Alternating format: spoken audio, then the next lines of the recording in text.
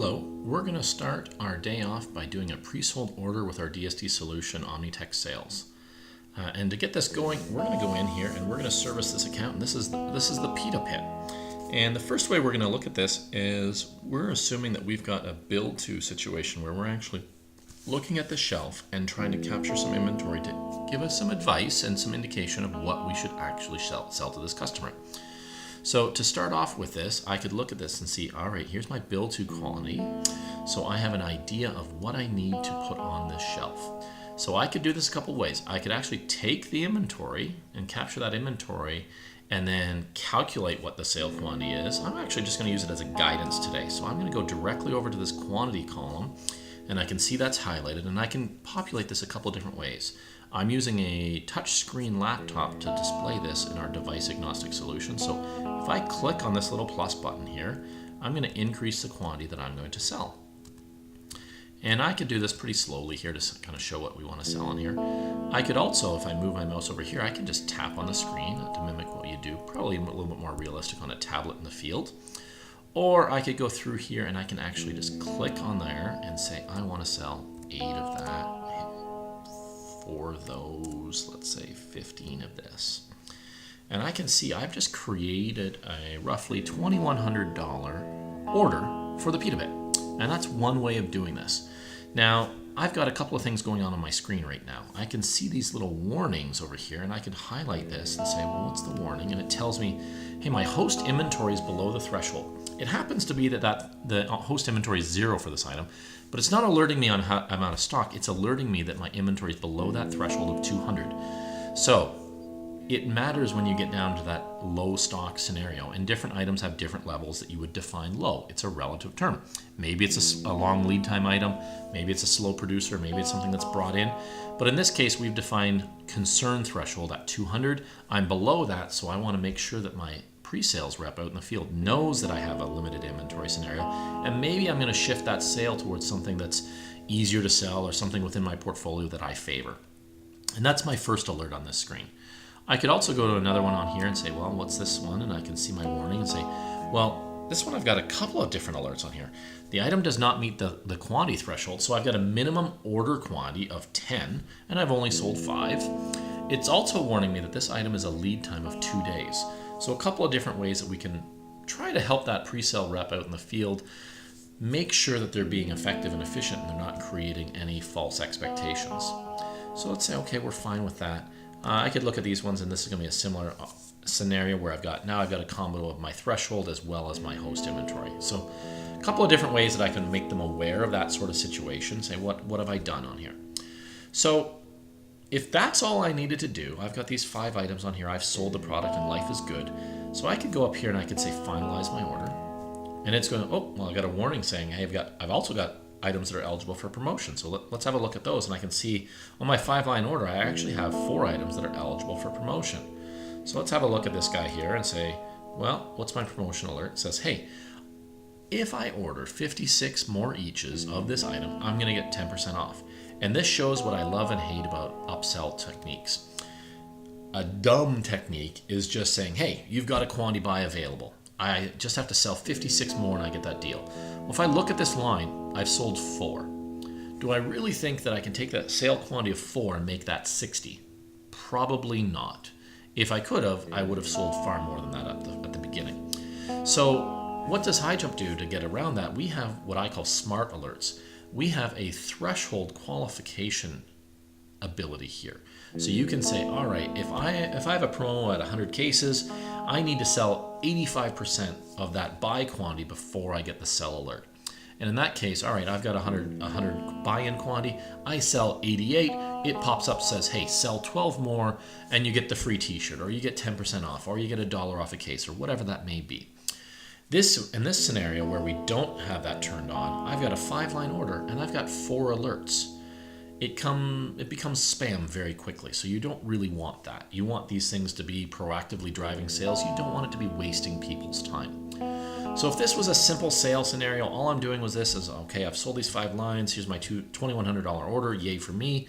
Let's go ahead and finalize that order. It's going to tell me this, I don't need to look at that. I'll say, no, okay, that's fine.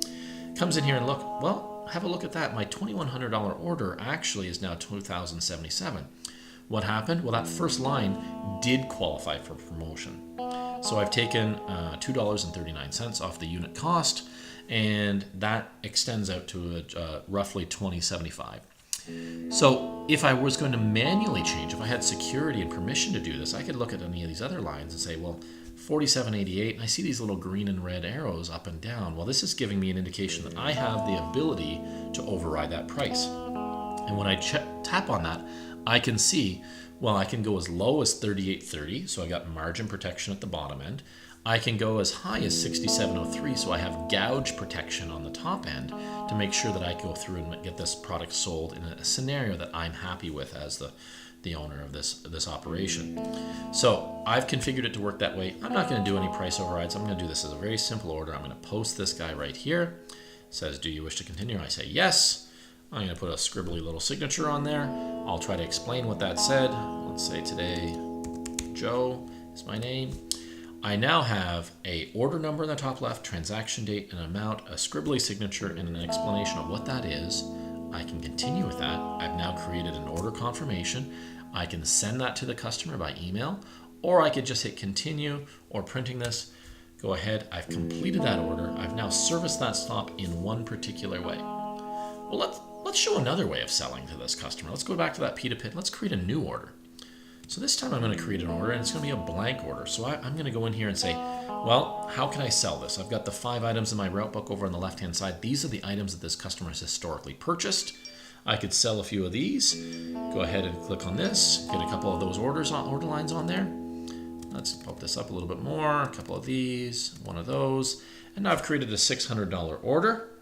Life is good with this. Okay, I can proceed. But is that everything? I've kind of done this shooting from the hip through sales magic. I didn't use any information. I didn't look at a build to. I didn't do anything like that. So what are some of the tools that are available to me? Well, first off, let's look at the bottom and say, what can I see? Well, I can see that for this item, my what's your quest, I can see I've got stock on the truck if I'm doing this. I can also see the promotions that are available. That's interesting information to tell me that there's promos available. Maybe I want to see what's my sales history? What did I sell them the last visits?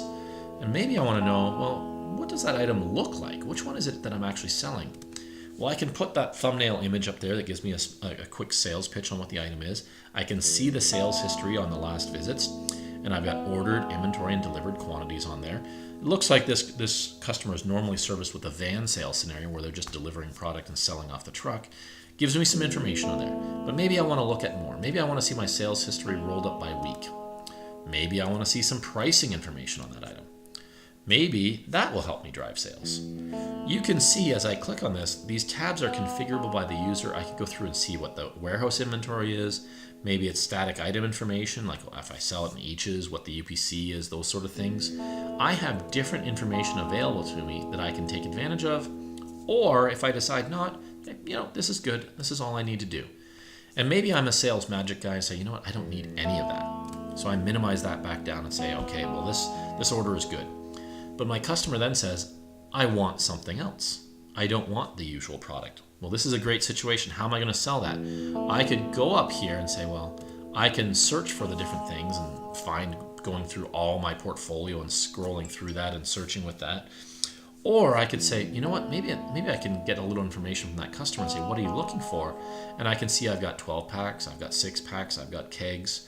I've got categories of items. And maybe he's looking for glasses. So I could go in here and add to the miscellaneous product on here. And maybe I also go in here and say he wants a keg, and I can add an item for a keg as well. So I have different ways of adding products that they haven't historically purchased. Well, with the good news that they wanted more product, they may also want to say, you know what, I need to return some product too. So in that case, I can go over here and I can, maybe I'll go back to my all on here and show everything. I can go over to my returns and return items as well. Maybe there is something that's damaged or expired. I could choose that and do a return for an item and get a couple of those. Maybe I'm deciding, I'm gonna give them some free goods. So I can choose through the samples tab, and I can choose the free goods to give them because maybe they're going to try something new. And then my last way of selling that's going through and helping is I always describe this as kind of like showroom selling. When you're actually handing your tab or your phone over to the customer and saying, what would you like to look at? What would you like to do?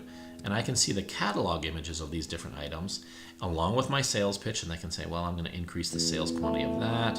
And I could go along as I'm doing this and see the different products and the different images and adjust that sale quantity as I go along. So a couple of different ways of doing sales on here. Let's finalize this order. And it warns me I've got promotions. Yes, I know. I'm not going to look at those today. I'm going to go through here. I can see I've got an $1,100 order, or $1,150, let's call it. I can look at the different return tabs, sample tabs, see the samples. It's free, so there's no dollar value there. And I can say I'm happy with this. Let's post my order. Gives me an "Are you sure?" I say yes. Scribble on here. Put my name as Joe. Post these orders, and notice there's 3 orders here. Well, this time I've done a sale, I've done a return, and I've done free goods. So I have different logic to break up that order a couple of different ways. And now I can see, as I continue, the different order confirmations for the different rules that those items have been split. I've now serviced the pita pit a couple of different ways. I say, this is good. Let's finish my stop. Well, it warns me, it says, oops, I've got incomplete surveys. Well, let's go have a look at our survey tab. And I can go in here, I can see the different surveys that I have that I might want to do. Maybe I have a customer satisfaction that I want to do. Well, is the manager available? Yes or no. I can choose what that is. I say no. Do I want to thank them for this? Yes, of course I did. I finished this. I service complete that survey for the service. I can now finish the stop. It warns me that there's incomplete surveys, but they're not required. So I can go ahead and say, yeah, I'm not going to do the optionals. Say yes. I've got the green check mark for servicing the pita pit. I can then go ahead and do an additional service as I go along here. Let's say we want to go into, say, Pizza Delight. And I can go in and see Pizza Delight, and I can do different things. Maybe before I go in there, I might want to look at my item catalog and go through and scroll and look at a couple different items on this. Or maybe I don't know where Pizza Delight is, and maybe I want to go in here and I want to look at the map. It will drop a pin on that map. The map that launches is the default mapping application of your device, so Google Maps, Apple Maps, maybe you set it to something like a Waze. I can click on here and hit directions, and I'll get turn-by-turn directions, and it will direct me to get to the Pizza Delight store that I'm going to go service next. So let's say I drive there and I get there and I say, oh, well, Pizza Delight doesn't need any product. So let's finish my stop, and it will go out here and give me the little green check mark on as I go along here and say I've now serviced for real a pita pit stop, as well as done a kind of a failed service with Pizza Delight. My next one on the list is a St. Louis Bar and Grill, and when I come in here, it warns me, hey, I'm over the credit limit. So I might want to go in here, ask them saying, hey, can I collect the money that you owe? Yes or no? Well, let's say no, they're not going to provide that. Do I want to create a no sale? Yes, I do. They were unwilling to do this, or maybe the store was closed, truck problems. You can define whatever the reason is. In this case, they didn't authorize the payment. Let's do my little scribbly signature on here.